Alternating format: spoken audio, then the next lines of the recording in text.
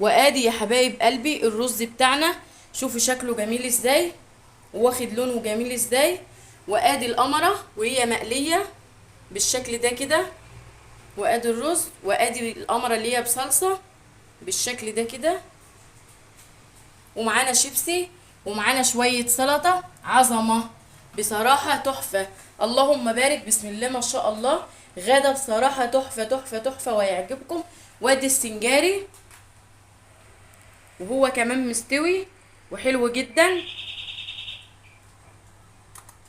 اهو. ده شكله اهو مستوي قوي ازاي وجميل اهو.